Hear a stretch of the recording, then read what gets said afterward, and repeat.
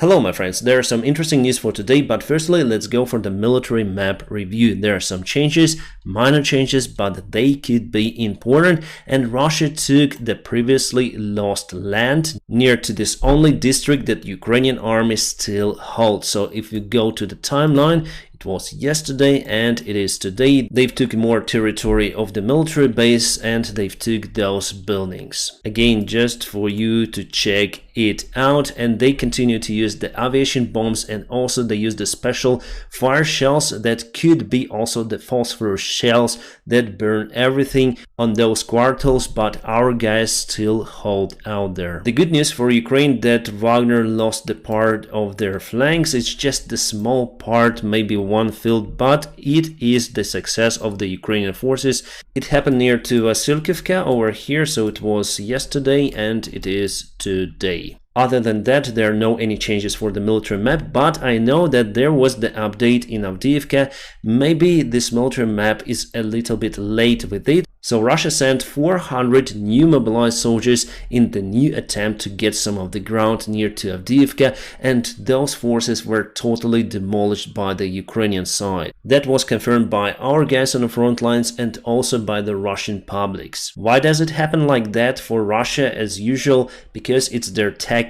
They want to use less ammunition and shells and armor vehicles this time and send more people. We call it the meat waves. Or you may call it the human waves, doesn't matter. Again, we have the interesting information coming from the Bakhmut about the Wagner army and Prygozhyn as personality. You know from my channel and other media resources that the Wagner army should have withdrawn from the Bakhmut city on the 10th of May, right after the celebration of the victory in the Great Patriotic War. And yesterday evening, Prygozhyn filmed one more video confirming the intentions to withdraw the army. Previously, he spoke with Kadyrov, and Kadyrov said that he will put his Ahmad forces in the Bakhmut city. But today something strange happened. Kadyrov said to Prygozhyn to stay on the positions in Bakhmut. First of all, to provide the guidance for the Ahmad army, but later on this evening Kadyrov said that Wagner should stay there, and that's it. He said that they should finish their job with the resources they have. Before, Kadyrov supported Prygozhyn in many ways, and just for one day he changed his mind. It means that there was the talk between Kadyrov and Putin. Also, Prygozhyn got some sort of the warning sign from the chief. That is why Prygozhyn today said that he will not leave the positions, and he also said that they had solved the problem with ammunition.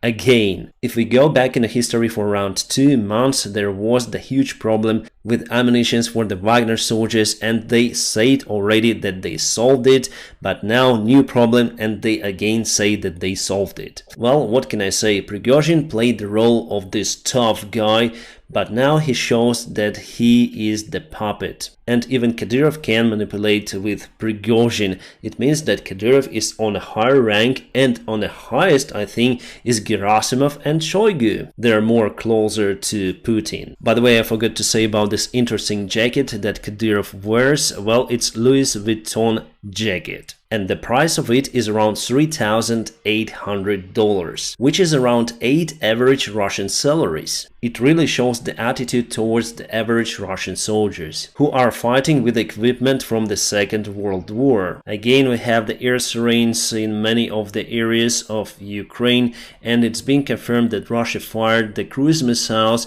and they targeted some areas of Odessa, and just now some of the drones were spotted on the northern part of the Kiev area as well as Chernihiv area. Unfortunately, it's quite a big fire in Odessa right now, and Russian media resources have already said that they've targeted the big Ukrainian ammunition warehouse. But it doesn't really look like that. However, everything could be, so I cannot state 100% that Russians were wrong with their statement, but I hope for the best. This map comes from the Russian resource, by the way, the map of the Bakhmut city. Here you can see the Russian assault vectors over here and the Ukrainian counterattack vectors in the Bakhmut city. So still we are trying to reach our positions and get back our territory, and in some areas Ukraine went on complete defense as they show over here. I don't know whether we can trust this map or not, but it looks similar to the deep state map resource. The British Defense Intelligence made several statements about Russia and its population. Because of the mobilization, Russia lost lots of the workforce, and also there is the huge immigration wave. Around 1.3 million Russians have left the country since the beginning of the war. And we also speak about 100,000 IT workers who left the country. Because even for freelancers, it's impossible to stay in Russia. All of the payment platforms like PayPal, Pioneer, they all been cancelled. And by the way, the Visa and MasterCard also. And there are just few banks in Russia that can still make the SWIFT transactions. Also, there were lots of the COVID cases in Russia for 2 years, and with the Russian Sputnik vaccine, they couldn't handle the death toll. It was huge. Plus, we know about the mobilization. Russia officially announced the figure of 300,000 Russian men, but I think there will be more. Because of that, Russia is in lack of the workforce and their economy will just shrink in a few years. Personally, I have no doubts that there will be the crash of the Russian regime and the Russia itself will be formatted and probably into different countries. Czech President Pavel warns Ukraine against the rushed counteroffensive. What he means that we should consolidate our forces and make one strike which will be successful by 100%. So we need to consolidate our resources and not to think to counterattack as soon as possible, to calculate all of the risks and plan this operation with even small details. Because there is just one attempt for the successful mission. Our battalions are ready. Our guys are ready. They should go and win, not just go for the counteroffensive itself. I would agree with the Czech president on that statement. My friends, tell me in the comment section what are they doing, because I'm in the lag of the comments. Probably the only I have is they want to greet the crew of the Moscow ship. The United States asked Turkey to send their S-400 systems to Ukraine, but Turkey refused to do so because they don't really have the analogs of those systems. They don't have the Patriots. Actually, I think it was the main reason for them to purchase the S-400 systems.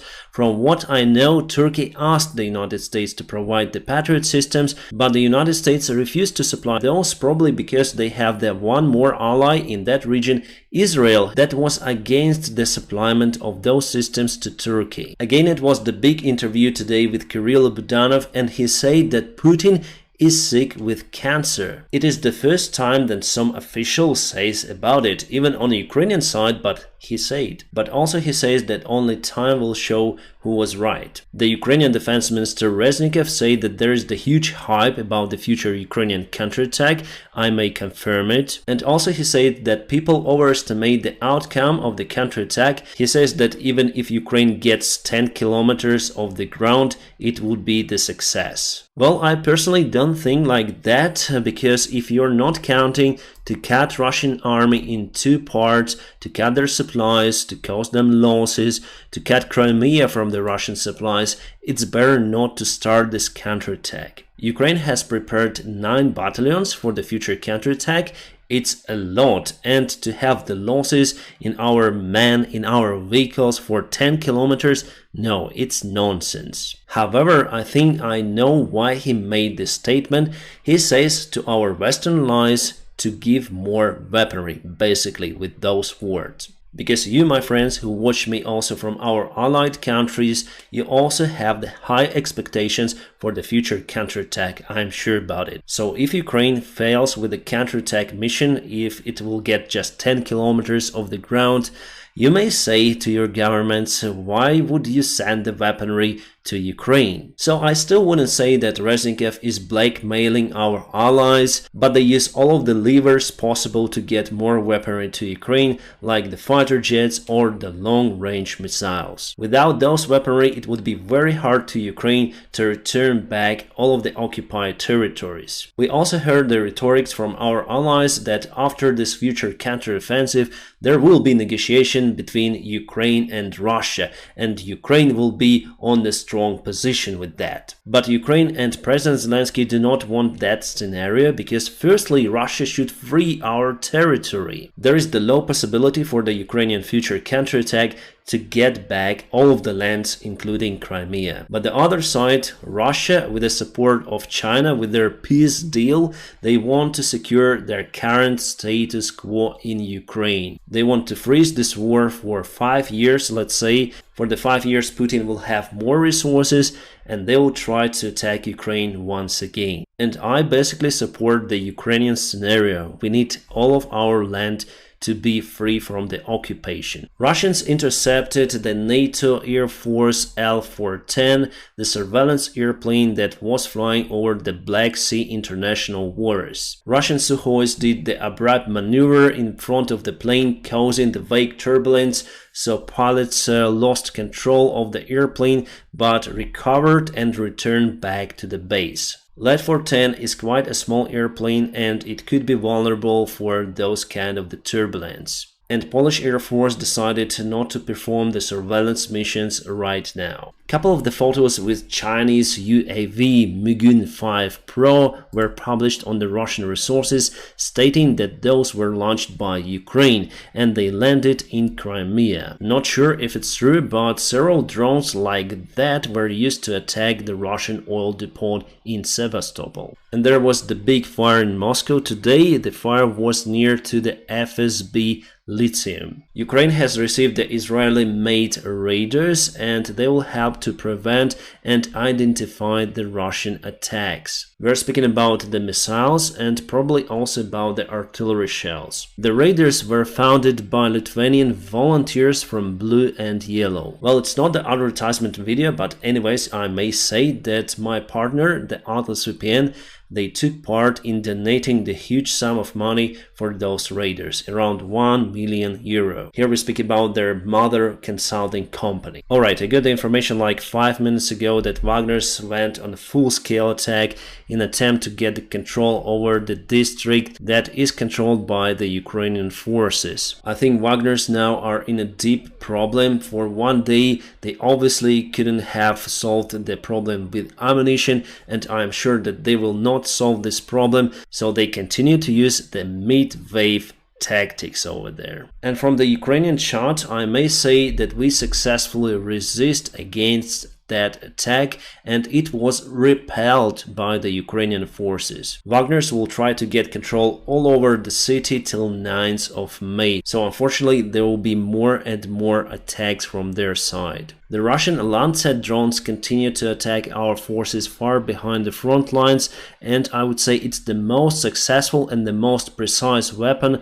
that Russia continued to use. So for example, this is the M109 artillery system, and here it is clearly the Lancet drone that went just into that system, causing the fire, and luckily 3 crew members were able to evacuate from that artillery system. I hope that mechanic, the driver, wasn't there at that moment. So unfortunately the shells ignited and we lost the M109 system. And this video published by the Ukrainian side, this is the training. You can see Humvee, it's landed on this vehicle that can float across the river, and that is probably how our forces may go on the other shore of the Dnieper river to land abruptly with lots of the forces. So we may create some sort of the starting point for the future counterattack in Kherson area, I think. My friends, don't forget to press the like to this video, and if you want to support my job,